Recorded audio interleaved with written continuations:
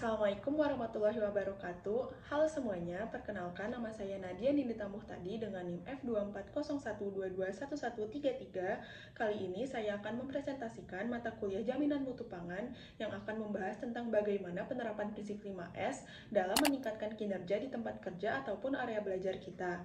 5S sendiri merupakan metode yang berasal dari Jepang dan telah diterapkan di berbagai industri, mulai dari manufaktur hingga perkantoran dan lingkungan pendidikan. Prinsip 5S adalah metode manajemen yang bertujuan untuk menciptakan lingkungan kerja yang lebih teratur, bersih, dan efisien. Metode ini membantu meningkatkan produktivitas, mengurangi pemborosan waktu, dan menciptakan suasana kerja yang lebih nyaman. 5S sendiri terdiri dari 5 tahap, yaitu yang pertama ada sort, lalu yang kedua set in order, lalu ada shine, keempat standardize, dan yang terakhir adalah sustain. Yang pertama yaitu sort atau seiri, yaitu tindakan menyortir barang yang diperlukan dan menyingkirkan barang yang tidak diperlukan. Langkah ini dimulai dengan mengidentifikasikan barang yang sering digunakan dengan barang yang jarang atau tidak pernah digunakan. Barang yang tidak digunakan atau diperlukan dapat dipisahkan dan diberi label red tag sebelum dipindahkan ke area khusus. Contoh implementasinya yaitu pada lingkungan belajar kita bisa memilah buku yang sering digunakan dan buku semester lalu yang sudah tidak digunakan lagi sehingga dapat dipindahkan dan diberi label red tag. Atau di industri bisa dilakukan dengan cara menyingkirkan alat atau bahan yang tidak terpakai dari area produksi tersebut.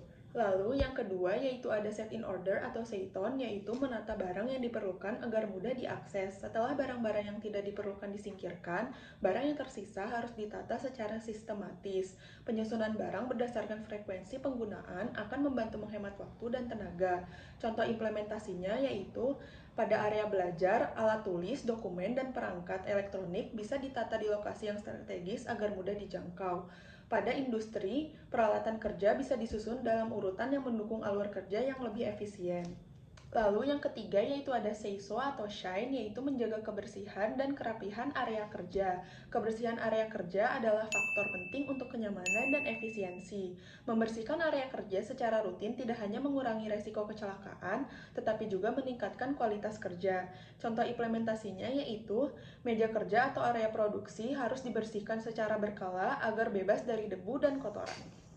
Kemudian yang keempat yaitu standardize atau seiketsu, yaitu menstandarkan prosedur yang sudah diterapkan. Agar kebiasaan yang sudah diterapkan tetap berjalan, perlu adanya standarisasi. Seperti pembuatan SOP atau pedoman kerja akan membantu semua orang mengikuti prosedur yang sama. Contoh implementasinya yaitu membuat jadwal rutin pembersihan area kerja secara berkala, lalu membuat label atau tanda di tempat penyimpanan alat dan bahan agar semua orang dapat mengembalikannya dengan benar. Dan yang terakhir atau yang kelima yaitu sustain atau shitsuke, yaitu memastikan kebiasaan baik ini terus berlanjut. Setelah semua langkah sebelumnya diterapkan, langkah terakhir adalah memastikan keberlanjutannya. Program pelatihan dan audit rutin dapat membantu mempertahankan kebiasaan ini dalam jangka panjang.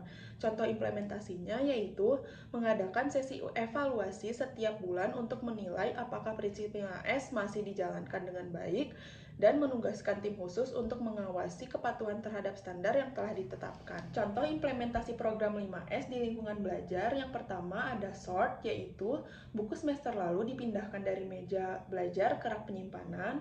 Yang kedua set in order, seperti laptop, printer, dan alat tulis ditata rapi agar mudah diakses. Yang ketiga shine, yaitu membersihkan meja setiap hari untuk menciptakan lingkungan yang nyaman. Yang keempat standardize, yaitu menentukan tempat khusus untuk setiap barang agar tidak terjadi kekacauan. Dan yang terakhir yang kelima yaitu sustain, menjadikan kebiasaan ini sebagai bagian dari rutinitas harian dengan melakukan pengecekan mingguan. Jadi, kesimpulan dari penerapan prinsip 5S ini dapat meningkatkan efisiensi, mengurangi pemborosan waktu, dan menciptakan lingkungan kerja yang lebih nyaman dan produktif. Dengan disiplin dalam menjalankan 5S, kita dapat mencapai kinerja yang lebih baik, serta menciptakan suasana kerja yang lebih terorganisir dan menyenangkan. Terima kasih telah menyaksikan presentasi ini, semoga bermanfaat dan dapat diterapkan dalam kehidupan sehari-hari. Sekian dari saya, Assalamualaikum warahmatullahi wabarakatuh.